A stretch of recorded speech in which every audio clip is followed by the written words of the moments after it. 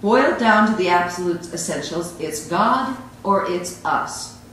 Now, if you want to discuss that in more depth, you can see me at coffee, but for now, let's just take my word for it. Outside of the Judeo-Christian religion, it's all about me.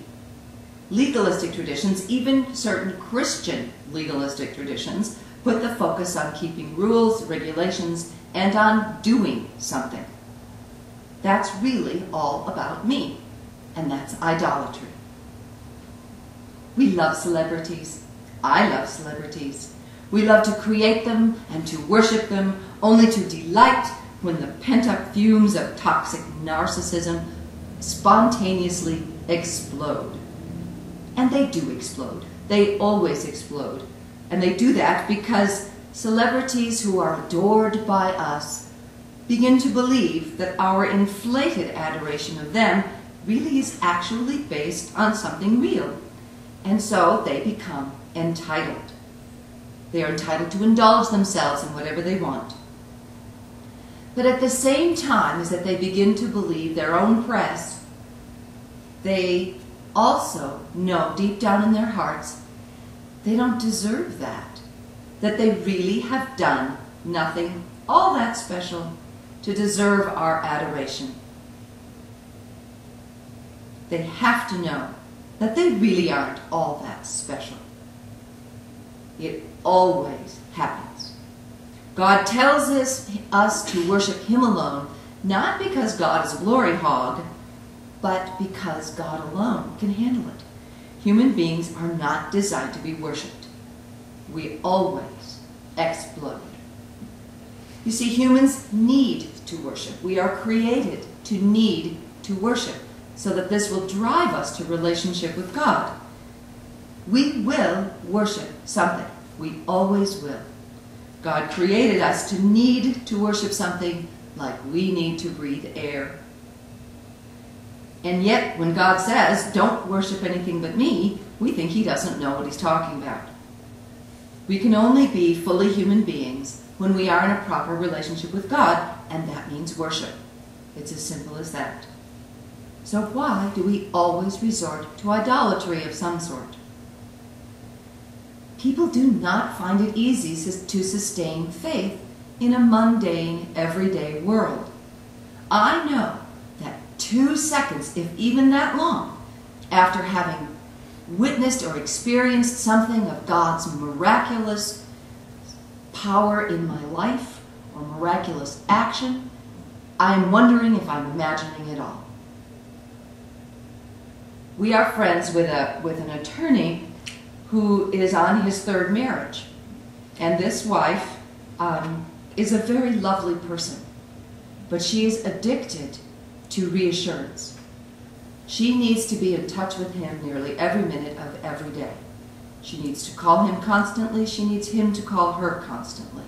She needs him to drive her to work in Park City because she doesn't want to drive herself. She's afraid she'll have an accident. What she needs is non-stop reassurance from him that he's there, that he loves her, and she's the most important person in his life. I think we're a little like that. I also think we suffer from a condition that a friend of mine's mother has. She had a stroke, and she has what my friend terms a 1-minute memory. The stroke affected her short-term memory, and it's Groundhog Day all over again, almost from minute to minute. I think we share that. I think we as a culture have a 1-minute memory.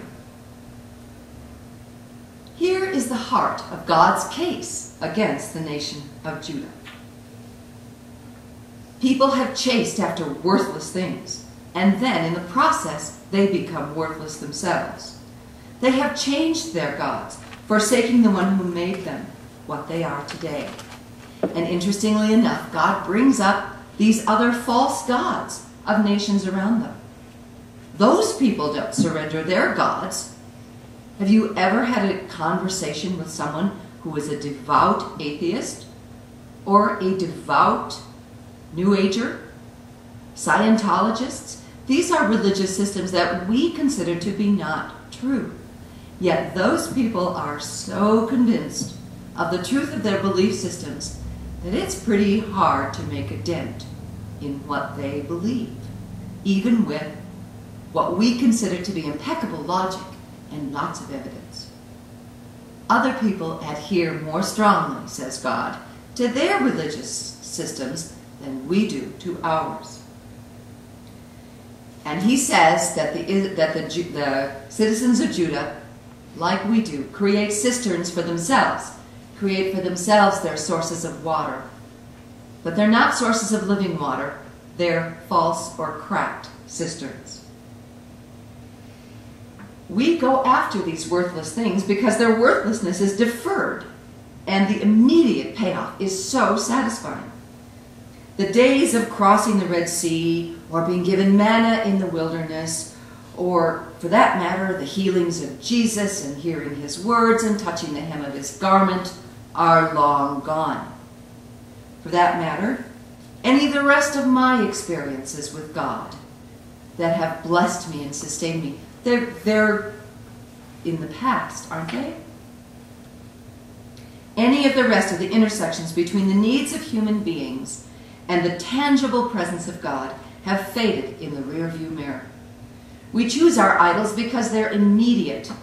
We want our vivid experiences, our own memories, and we want these things to feel more real to us. Idols are things that we can control. Idols are right here. We've made them, we created them, we can sustain them. We can survive only so long on memory. Sooner or later, we forget. And we forget because it's what we do, and oftentimes it's how we survive.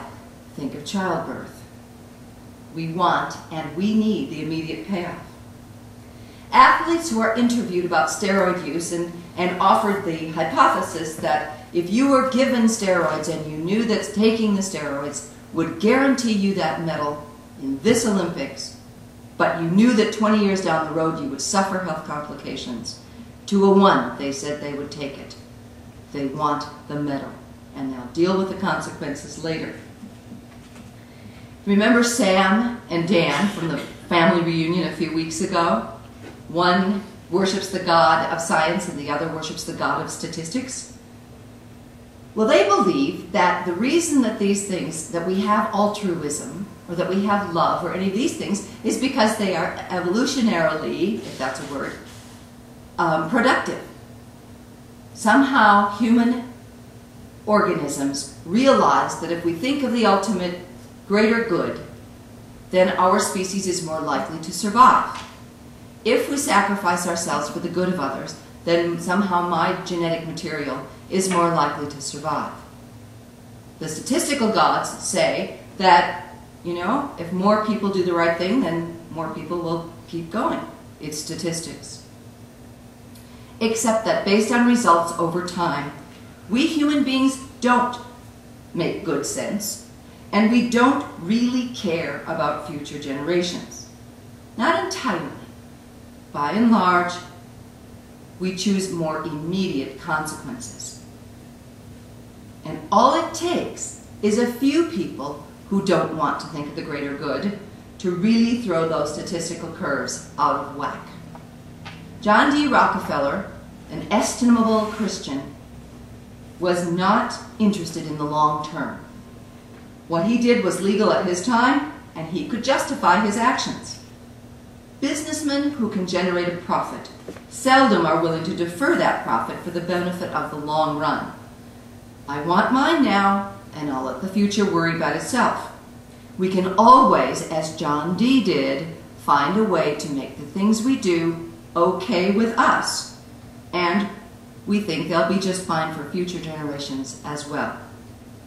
Idolatry is immediate. Idolatry doesn't defer gratification, and idolatry doesn't pretend to see around corners.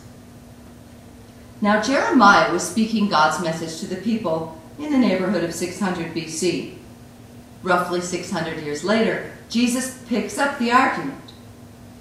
Now we recognize this reading. Jesus is healing again on the Sabbath, trailed by the contingent of the usual suspects. Why is this story here? Haven't we seen this movie before? Healing on the Sabbath? Are you supposed to? Is it a good idea? And then we have this